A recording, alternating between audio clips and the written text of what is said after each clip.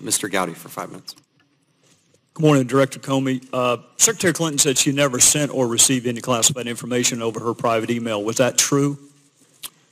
Our investigation found that there was classified information sent. So it was not true? Right. That's what I said. Okay. Well, I'm looking for a little shorter answer so you and I are not here quite as long. Secretary Clinton said there was nothing marked classified on her emails either sent or received. Was that true? That's not true. There were a small number of portion markings on, I think, 3 of the documents. Secretary Clinton said I did not email any classified material to anyone on my email. There is no classified material. Was that true? There was classified material emailed. Secretary Clinton said she used just one device. Was that true? She used multiple devices during the 4 years of her term as Secretary of State. Secretary Clinton said all work-related emails were returned to the State Department. Was that true? No, we found work-related emails, thousands, that were not returned. Secretary Clinton said neither she nor anyone else deleted work-related emails from her personal account. Was that true? That's a harder one to answer. We found traces of work-related emails on devices or in Slack space, whether they were deleted or whether when a server was changed out, something happened to them. There's no doubt that there were work-related emails that were removed electronically from the email system.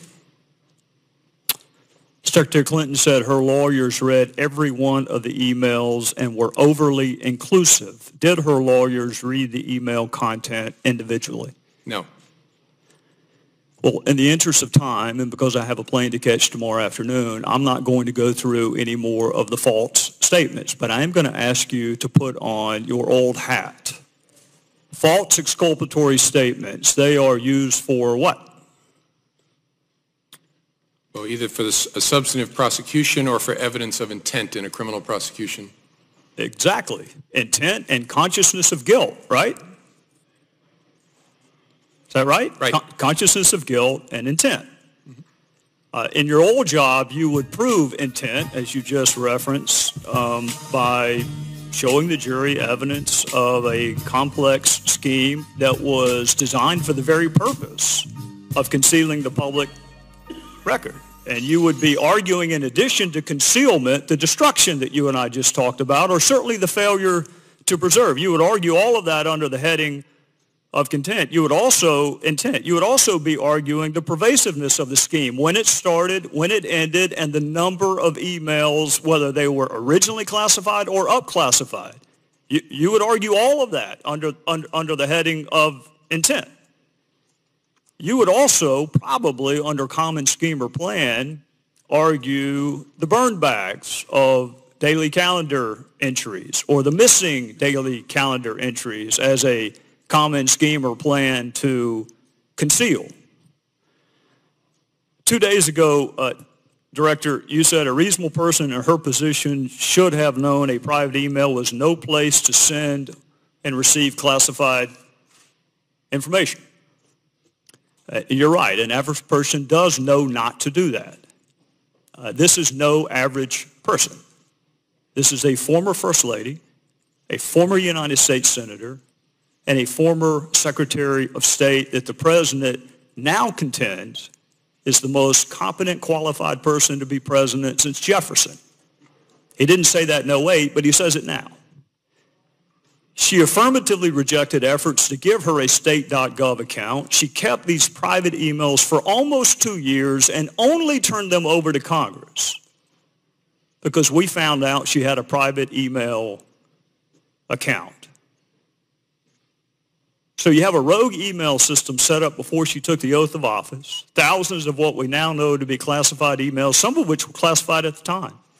One of her more frequent email comrades was in fact hacked, and you don't know whether or not she was. And this scheme took place over a long period of time and resulted in the destruction of public records, and yet you say there is insufficient evidence of intent. You say she was extremely careless, but not intentionally so. You and I both know intent is really difficult to prove. Very rarely do defendants announce, on this date, I intend to break this criminal code section.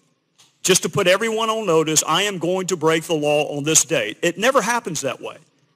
You have to do it with circumstantial evidence. Or if you're Congress and you realize how difficult it is to prove specific intent, you will formulate a statute that allows for gross negligence.